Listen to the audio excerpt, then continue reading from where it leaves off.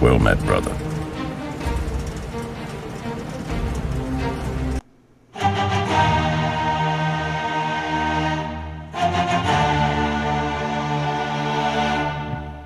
Hello, and welcome to Warhammer 40k's Grim History from the Beyond. I'm Zeckthar, and today we'll be going over the Fall of Baal.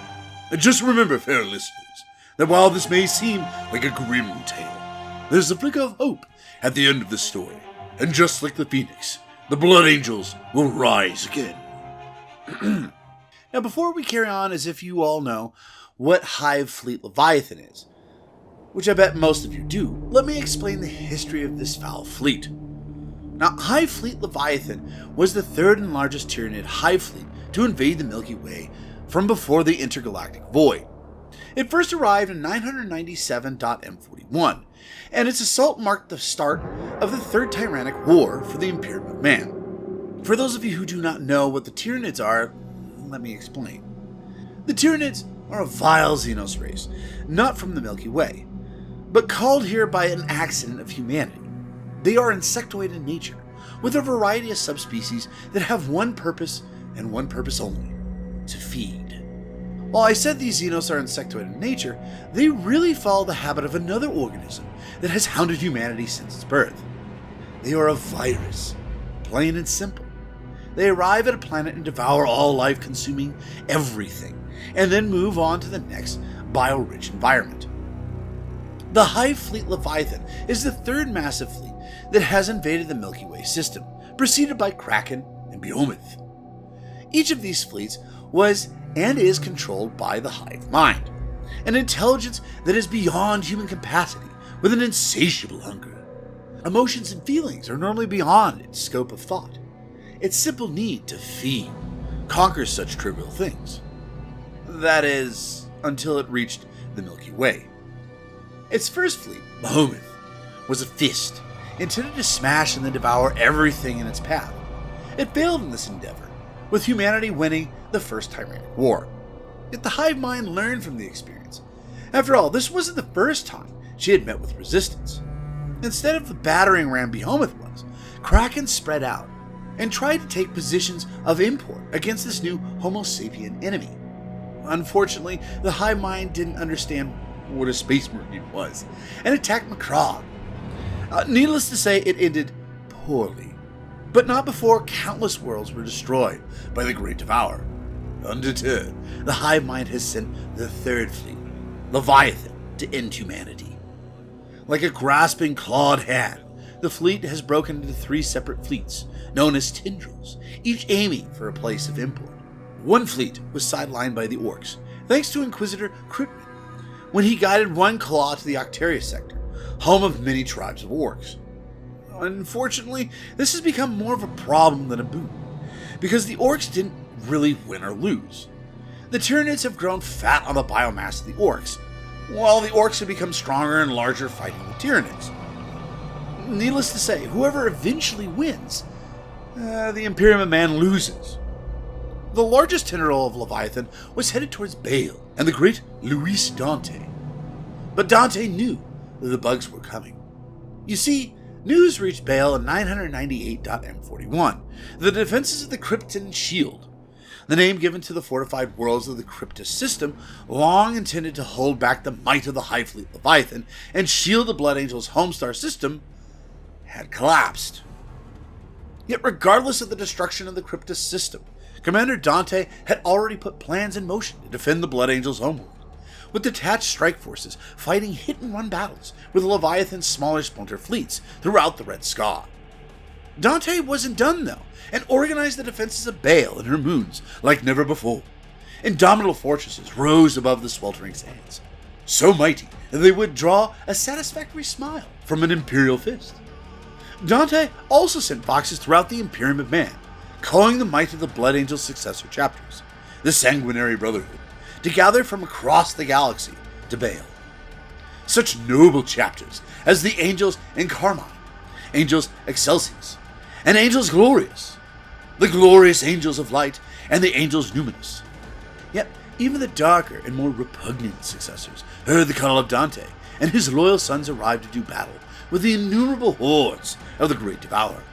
Such chapters as the Blood Drinkers, the Grim Charnel God, and the Psychotic Flesh Eaters and Flesh Terrors, and even the excommunicated Knights of Blood arrived. All in all, 60 chapters arrived to help, totaling a staggering 29,000 Space Marines, a force that could conquer entire systems. Yet, it would not be enough, for the Tyranids were seemingly without number, and Hive Fleet Leviathan was learning the weakness of its prey at an exponential rate. Knowing that the consumption of the Cryptus system would open the floodgates for an unstoppable Tyranid invasion of Baal, Commander Dante's plan was set in motion. At the head of a mighty strike force, later known as the Cryptus Campaign, that comprised of the 1st and 2nd companies of the Blood Angels, Brother Corbulo, 1st Captain Carlion, Chief Librarian Mephiston, and the bulk of Gabriel Seth's Flesh Terrors, Dante headed out for the Cryptus system. This mighty force reached the Cryptus system in time to aid the last, hard-pressed Imperial defenders and avert complete catastrophe. Yet, the war that followed was unremittingly savage, and both the Imperial and Xenos forces suffered rapidly escalating casualties. The difference is that the Tyranids could take them, the Blood Angels could not. But still, the Blood Angels were eventually forced to unleash an ancient weapon of Necrontyr province called the Magnovitrium to annihilate an entire world of the Cryptus system and use its debris to gut the onrushing Splinter fleet. Showing his wisdom, Dante accepted that the Tyranids had been slowed, but not stopped. The Blood Angels commander ordered his forces to return to Baal. His chapter intended to fight for its survival upon the world of its birth. By the opening days of 999.M41, the Baal system had been reinforced like never before. Slab-sided defenses were raised upon the blasted sands of Baal Prime and Baal Secundus, and even around the fortress monastery of the Arx Angelicum on Baal itself.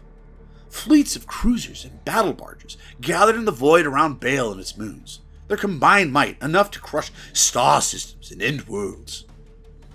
Still, as deep void aspect screens turned blood red with contact ruins, and a 10,000 kilometer wide tidal raid of chitin and flesh surged into the Baal system, it seemed unlikely that it would prove enough. With the Tyranids closing in, Commander Dante and his closest lieutenants authorized deeds that would have been unthinkable in brighter days. The Blood Angels' precious gene seed reserves were removed from the storage crypts, packed carefully for transit under the watchful eyes of the sanguinary priests, and then sent away on a swift starship with a hand-picked complement of guards. At the same time, desperate times called for desperate actions, and a millennia of tradition was cast aside as Blood Angel gunships gathered every viable aspirant they could from amongst the nomadic tribes of Baal Prime and Baal Secundus. These youths were armed and then ferried to the Arx Angelica. There they formed defensive garrisons whose strength was intended to augment that of Sanguinius' sons. At least 40,000 wide-eyed youths were gathered in this way, and told that any who survived the coming battle would surely prove their worthiness to join the chapter's ranks. A trial by fire, so to speak. Of the remaining tribesmen of Baal, little is said. Given what extra weapons and rations the Blood Angels could spare, they were left to hide or stand as they saw fit. Any Tyranids they killed would be fewer monstrosities to beset the Blood Angels and their successors, but the tribesmen were not expected to weather the horrors that followed, and most did not. Unwilling to cede void supremacy to the Tyranids of Hive Fleet Leviathan without a fight, Commander Dante ordered his naval vessels to strike at the enemy and slow their advance. Hundreds of thousands of bioships, and clusters so thick that the invasion fleet seemed to be one vast, many-limbed organism, surged towards Baal. The Blood Angels' own fleet met them head-on, its numbers bolstered by the presence of several spaceborne successor chapters. Across 100 fronts, the red-armored void craft of the Blood Angels and their successors struck at the fleshy Tyranid hive ships. Lances and gun decks split the darkness with their fury. Ruptured bioships tumbled away, slicks of ichor spilling from the sundered innards to freeze in the merciless void. The sky above Baal erupted in a violent firestorm, as the rugged vessels of the Space Marines slammed their way into the midst of the approaching Tyranids, launching devastating broadsides and storms of nuclear-tipped warheads. Valorous as their naval action was, it was also hopeless. One by one, Space Marine battle barges and cruisers were isolated and overwhelmed, battered by organic missiles and enveloped by swarms of smaller bioships. Entering low orbit over Baal and its moons, the Leviathan vessels began to disgorge clouds of spores and organic transports into the atmosphere.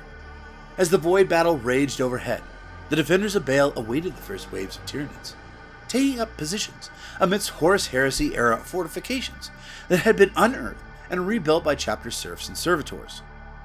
Baal and its twin moon had been transformed into killing fields, dotted with artillery redoubts, mine-laced choke points, and crisscrossing fire zones. Dozens of Tyranid bioships were butchered, hundreds of thousands of warrior organisms slain before they ever saw the irradiated sands of Baal. Still, the Blood Angels were driven back, every victory carrying its own butcher's bill and flaming hulks and dead battle brothers. Soon enough, the Void War became unstable as more and more Tyranids emerged from the darkness in squamous waves. With their surviving Voidcraft forced to fall back and harass the Hive Fleet's flanks, the Blood Angels now faced the full fury of the Tyranid invasion. On Baal, Baal Prime, and Baal Secundus, aircraft-sized Mesitic spores darkened skies in the millions. The shadow of the warp settled like a shroud around the Baal system, choking off any further hope of reinforcement. The sons of Sanguinius stood alone in the face of the hurricane of death to come. The first few Tyranid swarms to make planetfall were obliterated by pre-ranged artillery bombardments and blistering fusillade of bolter rounds long before they reached the defensive lines. Yet, with each passing moment, more Tyrannocyte spores rained down from low orbit, their bulging flesh stacks bursting open to disgorge warrior organisms into the fray. By the 10th wave, the ground was barely visible beneath the stampede of chitin-armored bodies. Amidst this carpet of living flesh loomed colossal synapse creatures, hive tyrants, and giant tervagons, which spewed out gaunts by the score. These monsters directed the swarms around them, even as they unleashed salvos of burning bioplasma, or tore great rents in the fortifications with massive weapon limbs. Gene-stealer broods swept into these breaches, where the fighting descended into frantic hand-to-hand slaughter. At the rear of the Tyranid swarms, a hulking creature surveyed the carnage, observing the Blood Angel's strategies, directing its lesser kin to counter their every move with a cunning born of aeons long warfare. The Swarm Lord, herald of the hive mind, had been spawned anew to ensure the Blood Angel's demise. Yes, the Swarm Lord, a monster of the darkest nightmare that has preyed on empires and overseen the extinction of entire civilizations. A legendary destroyer of worlds, and its names are Legion. It is the tyrant lord of the hive mind, the herald of the great devourer, and the destroyer of the Kala Empire. To the Imperium of Man, the latest interstellar civilization to face this ancient predator, it is the Swarm Lord, and represents the greatest Tyranid threat to the galaxy. The Swarm Lord is the pinnacle of the evolution of the Hive Tyrant bioform, a truly unique monster. The Swarm Lord is essentially immortal, like a Hive Tyrant. As once killed, it is remade by the Hive Mind with the exact same experiences, memories, personality, and knowledge, in essence becoming stronger than its predecessor every time because of its prior lives. But unlike a Hive Tyrant, the reincarnation of the Swarm Lord appears to be a stress-induced response that is triggered only when the conventional strategies of the Hive Mind fail and greater resourcefulness and tactics are needed. To this end, the Swarm Lord possesses more mental autonomy from the Hive Mind than any other Tyranid organism, including Hive Tyrants, and its connection with the Hive Mind is so strong it can emerge amongst any Hive Fleet, transcending any physical limitations separating the different fleets. The Swarm Lord has eons of battle experience and bloodshed to draw upon. As weapons, the Swarm Lord wields 4 bone swords, crackling with disruptive bioelectric power, that are capable of slicing through adamantium and even force fields as if they were nothing.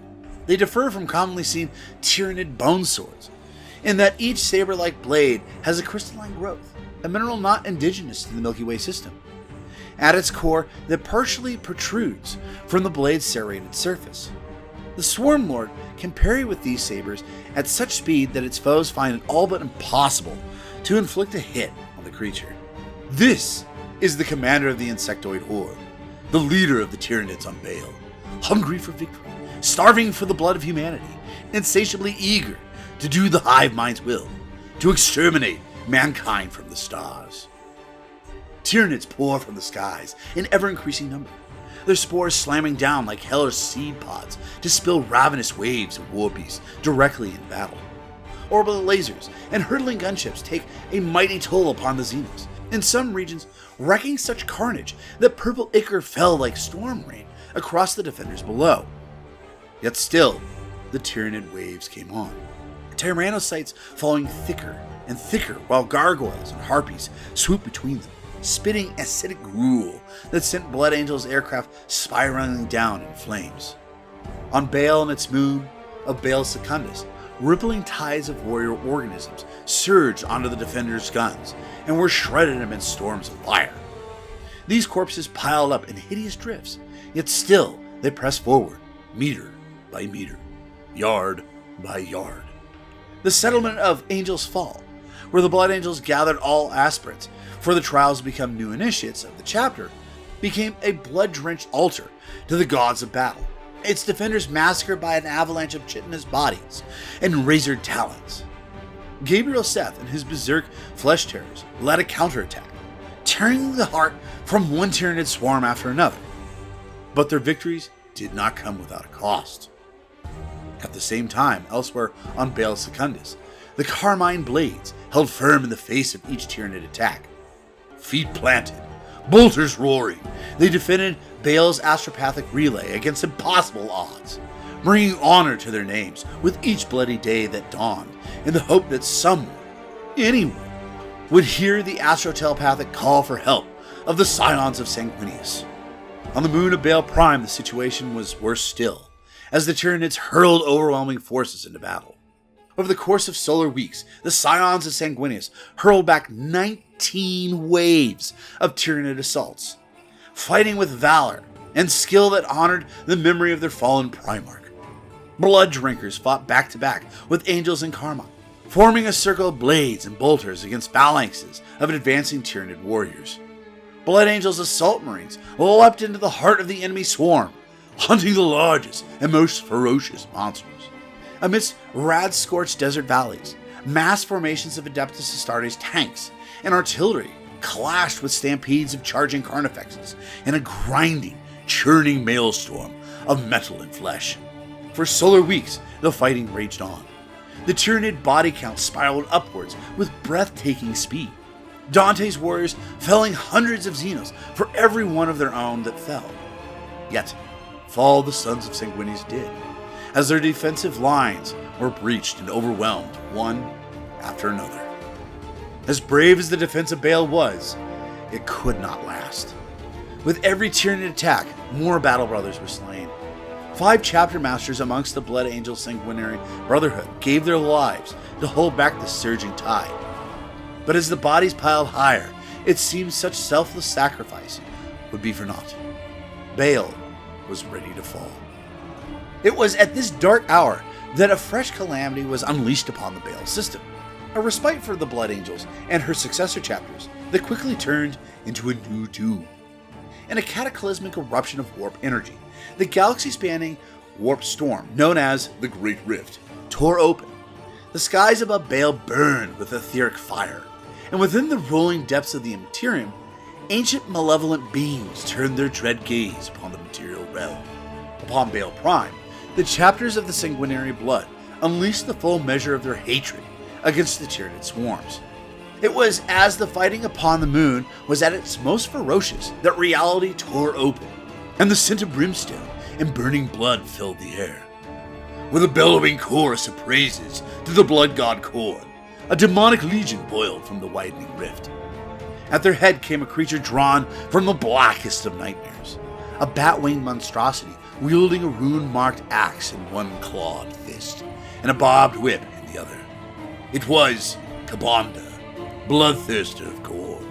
No foe was more hated by the sons of Sanguinius.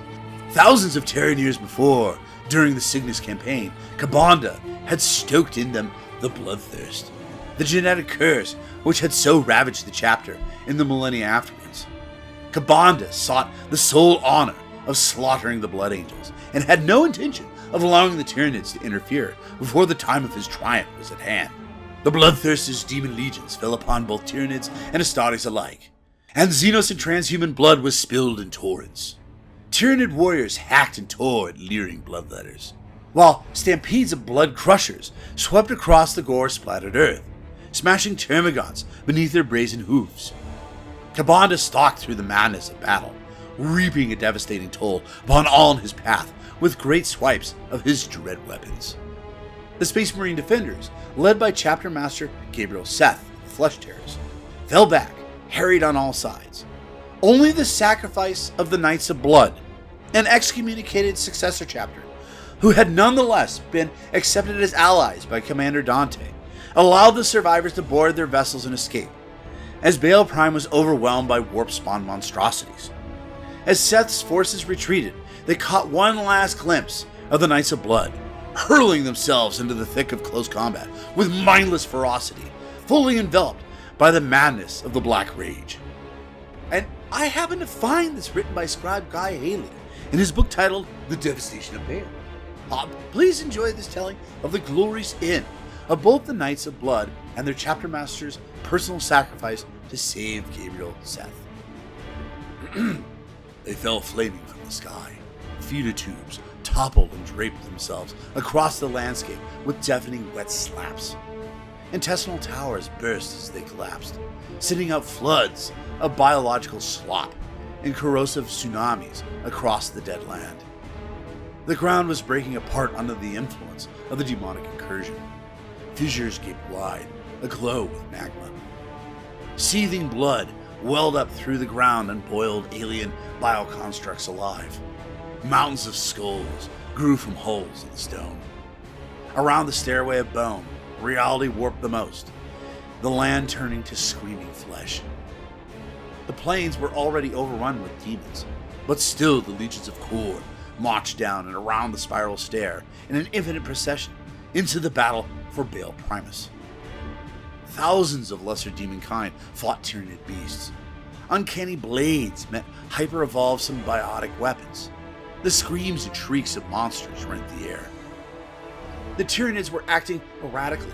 Divorced from their controlling intelligence, they reverted to instinctual behavior patterns, and these were open to the corruption of the Blood God. They were easy prey, many of them having lost whatever passed for a mind. They acted without thought. Many writhed upon the ground. Into this raging battle, the last of the Knights of Blood plunged. They tore off their helmets, revealing faces as monstrous as those of the demons they fought. They sang out their death songs into the thinning air. They made no distinction between Xenos and Neverborn, slaying all that came within reach of their weapons. Centaur Jewel was swamped with the rage of Khorne. Gone was the niggling psychic pressure of the alien mind, replaced by the ferocious urging to kill. He looked to his own men and wanted to hack them down, but he resisted. He drew on the pure wrath within him, forcing aside the demonic influence scratching at his soul.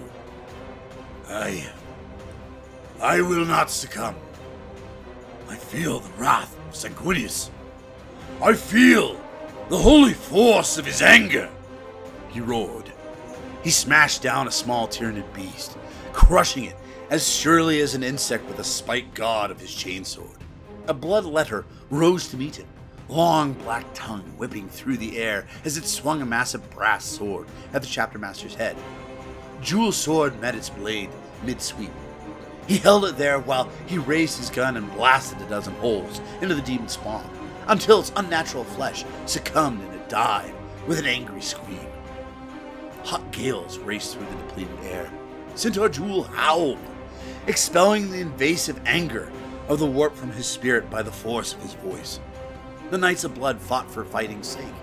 The battle could not be won. His warriors were never the most cohesive force. Upon the battlefield, they finally abandoned any semblance of squad tactics. They killed and died alone. Only Jewel had a goal he intended to meet.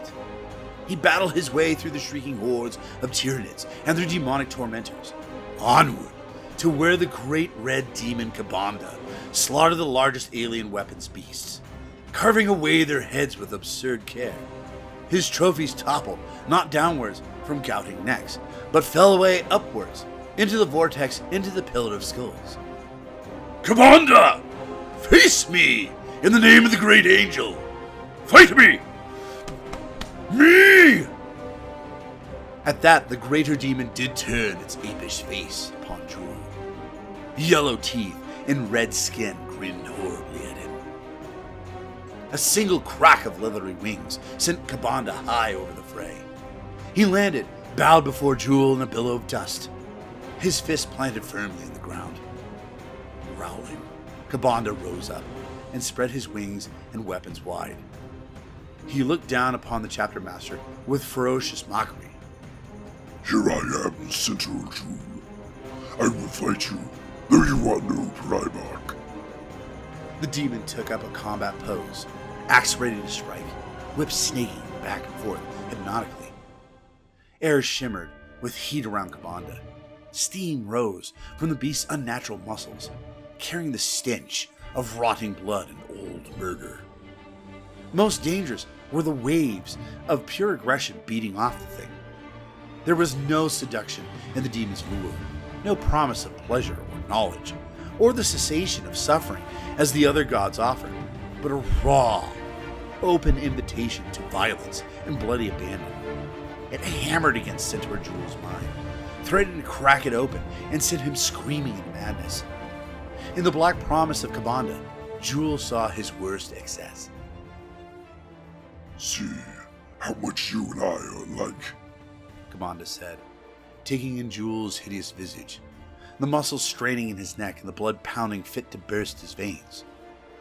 Truly, you are Khorne's creature. Join me, and war by my side in the eternity of glory slaughter. For you who thirst for blood, I offer oceans to slake your need, to slake your need. Jewel fell to his knees with a groan. His hearts ran so fast, something gave inside him. He spat a mouthful of his own blood into the ground, where it hissed and bubbled. Pathetic, said Kabanda. You are nothing compared to your genes, sire. By his fury, said Jewel. He forced himself onto one knee. See how he struggles. by his fury shall I stand, said Jewel quickly, fearing the knowledge of words would slip away from his mind and leave him dumb. Fury, said Kabanda. He cracked his whip. Fury is the power Khorne gives. Only by his gift do you stand, capable to face me. When any other of your unworthy breed would have ripped his own skin off at the sight, now turn around and take your rightful place at my side. All your line will be mine. Eventually, seek my favor. Become my first. Centaur Jewel looked up into the demon's face and shook his head. Very well. You cannot beat me. Jewel laughed, the blood pooling in his throat, making it gurgle. We delay you, monster. Your power is not so great. Already your host unravels. Your time here is limited.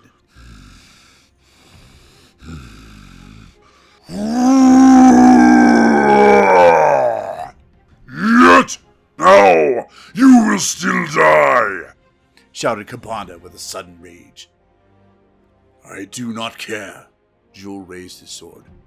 Sanguinius banished you. I cannot.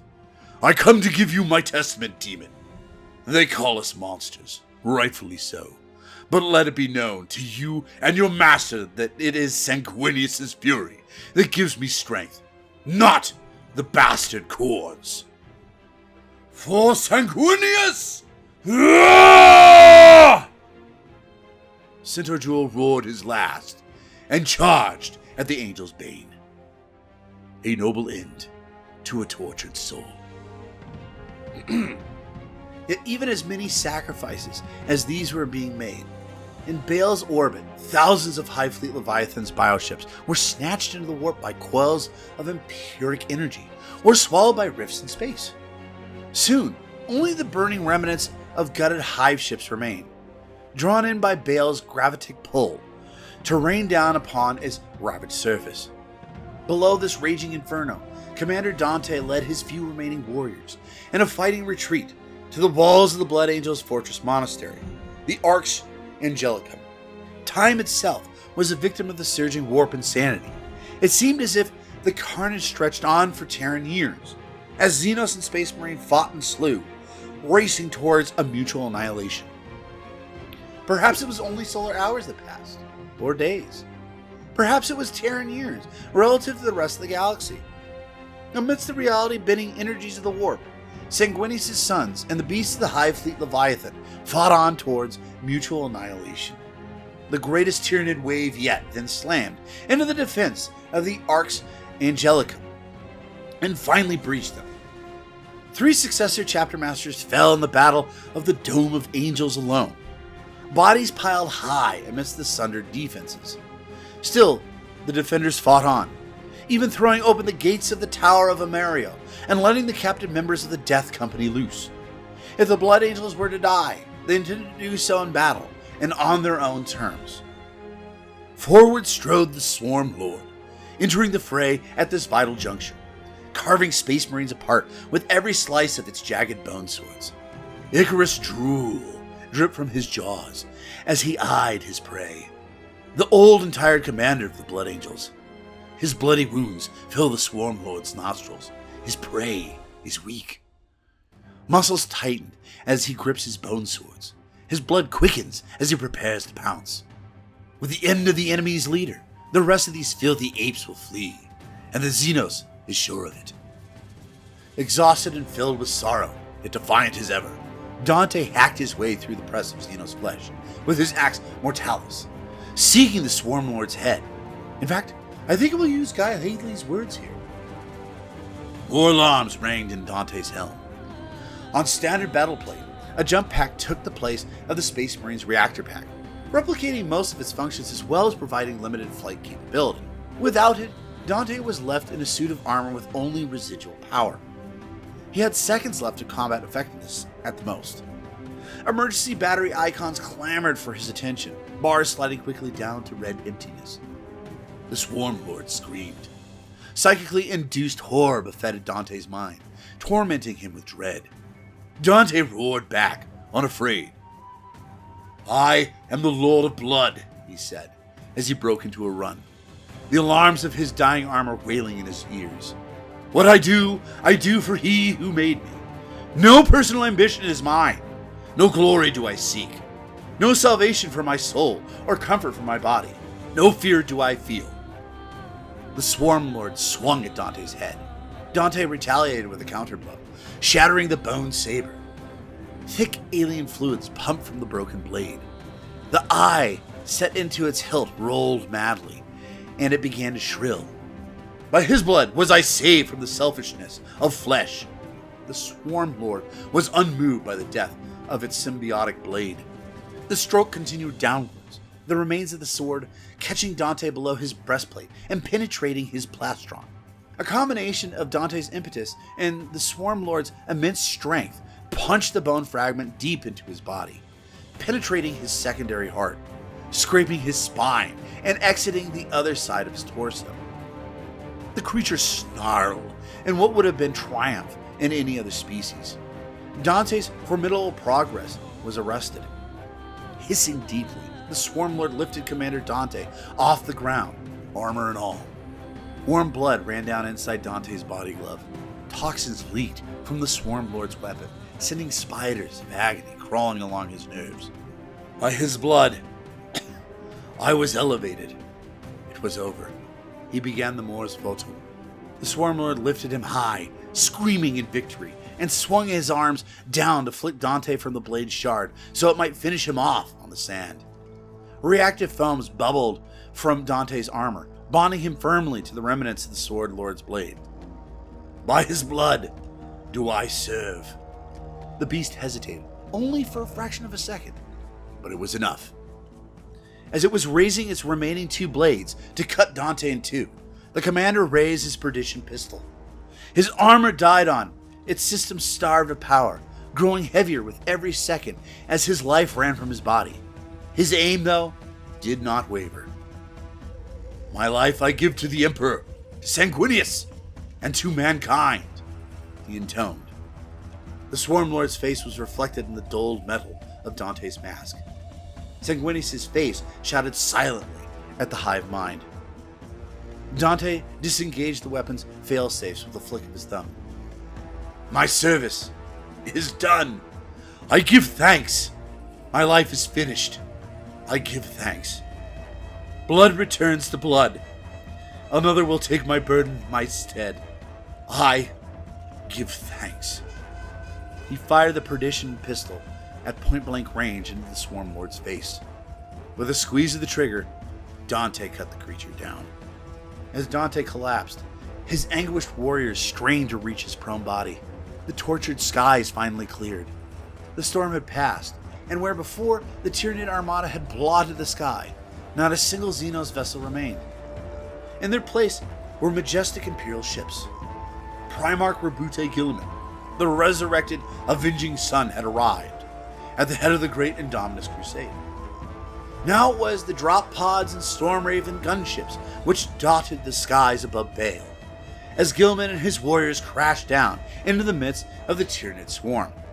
Hive Fleet Leviathan's remaining ground forces still outnumbered the Space Marines, but the death of the Swarm Lord and the destruction of the Tyranid fleet left it reeling, as Hormagaunts and Termagants reverted to their frenzied predatorial instincts. It was sometime during this reprieve that Dante did something that he had not done in his 1,500-plus year life. He met a Primarch. Again, I wish to use Scribe Guy Haley's words for such a monumentous moment. One of the strange warriors came forward. He wore Codex Standard Sergeant's insignia. In every superficial way, he was a blood angel.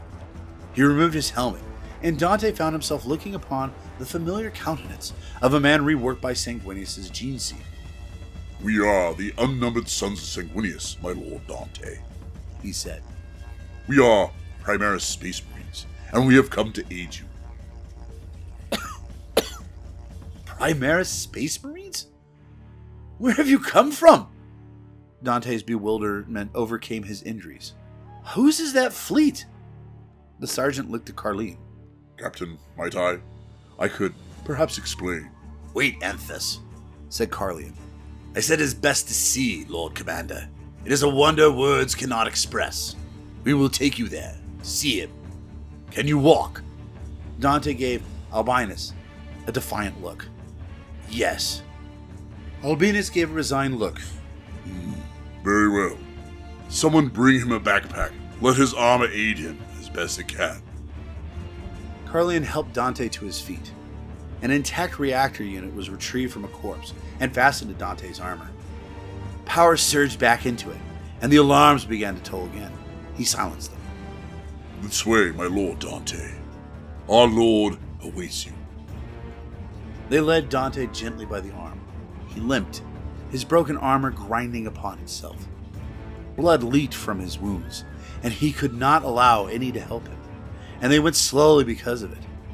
The sky continued to clear, so little of the warp storm's writhing remained. Morning was coming in the pink and blue of Baal's natural hues. Imperial fighters roared through the dawn. Guns pounded far away. Imperial artillery, not the shrieking horrors of the Hive Fleet. Yet it was all dreamy sounding, quiet as harvesting machinery in the summer distances of an agri-world. The incessant chittering and screeching of the Tyranids had gone, as had the immense, mind-flaying pressure of its psychic presence. Instead of a sea of monsters, Dante saw legions of tall, unfamiliar space marines. many of the colors of his own chapter. The Sons of Sanguinius, Carlian called them. Dante's thinking was confused. The thirst still nipped at his heels, and his brain was starved by lack of blood.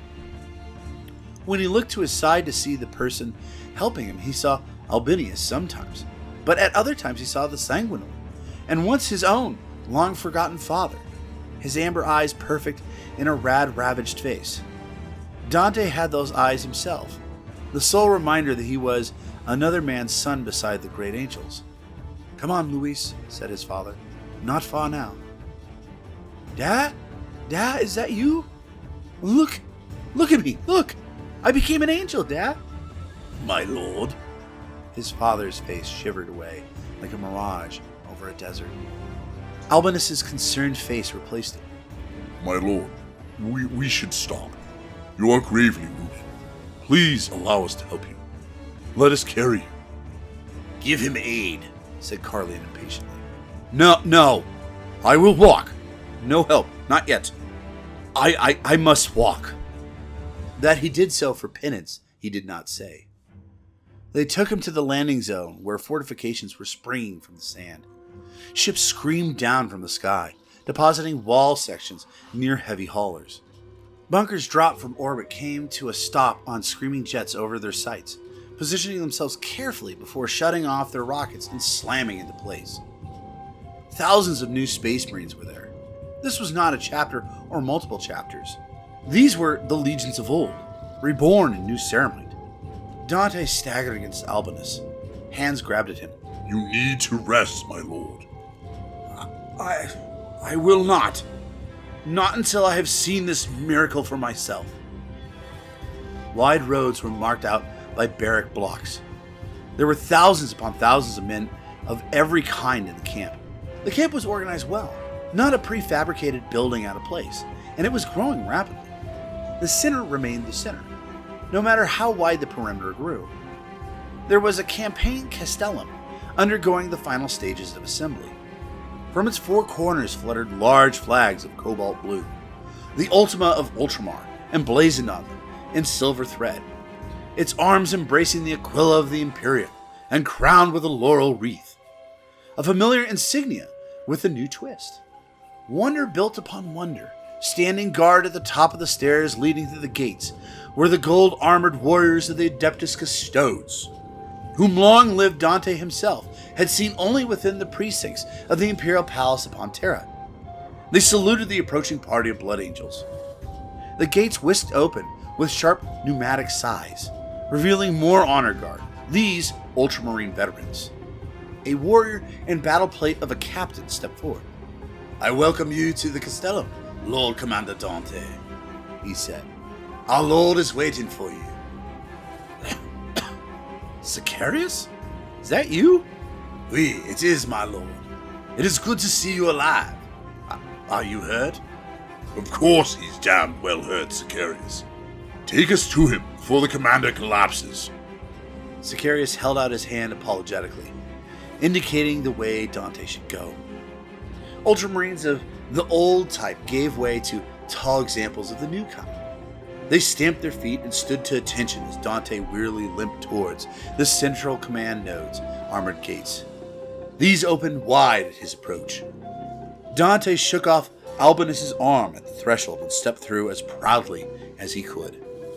Upon a throne of pure adamantium, surrounded by hundreds of pristine standards, sat a living miracle, a giant warrior clad in blue and gold. His expression fair yet stern, a massive gauntlet upon one hand, a huge scabbarded sword resting upon his knee.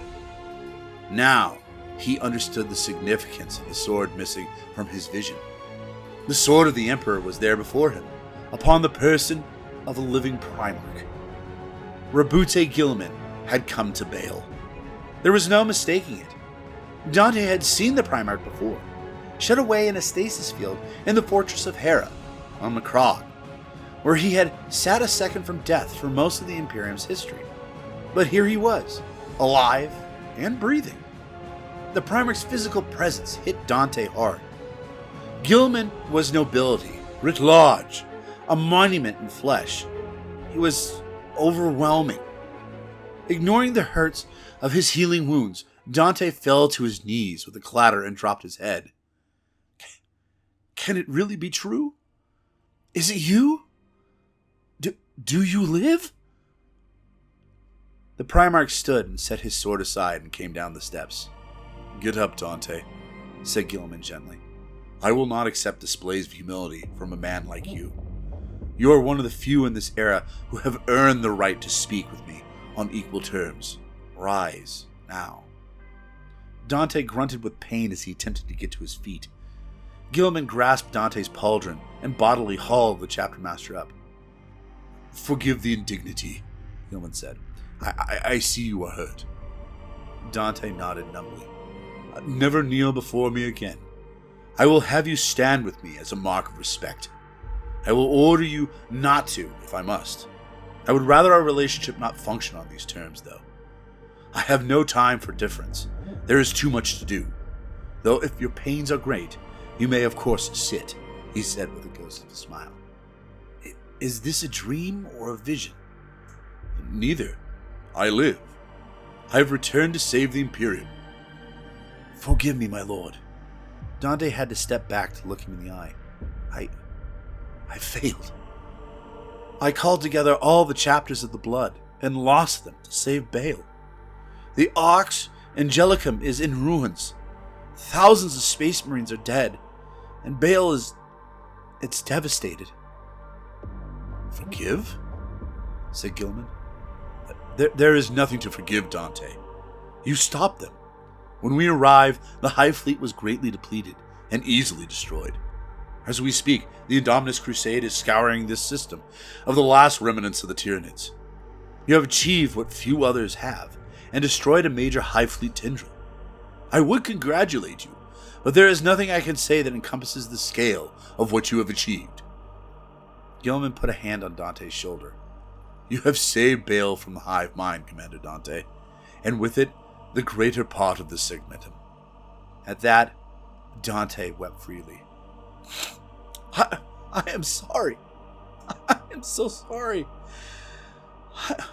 I'm almost lost. I almost lost everything. Please forgive me. There is nothing to forgive. Dante did not hear. Overwhelmed by his hurts and luminous presence of the living Primarch, he collapsed to the ground. Were the Primaris Space Marines, a new breed of transhuman warriors, birthed from the vaults of Mars by Archmagos Dominus Belisarius Call, fighting at Guilliman's side, unleashing devastating accurate salvos from their Mark II Call pattern bolt rifles. The mighty host of the Leviathan was cut to pieces. The salvation of Baal did not come quickly or without cost. Even as Guilliman's forces rained down to relieve the siege of the Arx Angelicum, even as they joined forces with the surviving sons of Sanguinius and fought to purge Baal and its moons of Xenos, still more Imperial lives were lost. Yet hopeless defeat had become a glorious victory against the odds. Meanwhile, if certain grim secrets of the Blood Angel's gene line were finally laid bare to the eyes of the Ultramarines Primarch, he chose to keep his own counsel and left such things unspoken. Baal and Baal Secundus were cleansed of the Tyranids before a solar month was out. The slaughter was spearheaded by Primaris Space Marines clad in the panoply of the Blood Angels and their successors. On Baal Prime, no such martial efforts were required. The moon had been utterly scoured of life, both Imperial and Tyranid. Individual clusters of organisms fled into Baal's radioactive wastes. It would take many solar months to hunt down and eliminate them all, but Baal had been saved. In Dante and the surviving Blood Angels, and the chapters of the Sanguinary Brotherhood, Guilliman recognized a noble spirit, a flickering flame kept alive from the Imperium's glorious past. His gift to them was mighty indeed, formations of Primaris Space Marines with which to bolster their devastated ranks, derived from the bloodline and gene seed of Sanguinius himself. Of Hive Fleet Leviathan's hundreds of thousands of bioships, there was not a single sign. Upon Baal Prime, nothing remained but desolation. Though Gabriel Seth and his last surviving flesh tears had escaped the unnatural cataclysm unleashed by the opening of the Great Rift, the demons had vanished back into the warp, leaving behind an ominous warning. Mountains of Tyranid skulls, piled impossibly high across most of the moon's southern hemisphere. These ziggurats formed the reviled 8-pillared sigil of Kabanda, a grim message to his eternal nemesis. For now, the menace of the Leviathan had been defeated, but the trials of the Blood Angels were far from over. Before he left, Gilman named Luis Dante Imperial Regent of all the Imperial Nihilists, and Dante would rule wisely until he met another Primarch, not many years later. Well, folks, there you have it. The Devastation of Baal. I hope you enjoyed this tale, and don't worry, we are not done with Dante. I have one more short story of his, one of my favorites, the time he met the Silent King. Now, please follow, like, or subscribe, and if you really enjoyed the show, feel free to support us by either A, buying my book, The Jotunice, spelled with J, sold wherever books are sold, or B, become a member of our YouTube channel, Tales of Ashraka. Remember, if you join our crew, Ukes and I will talk for a month about what you want us to talk about. But please make sure you have a wonderful day. And until next time, this is Zeckthar, signing off.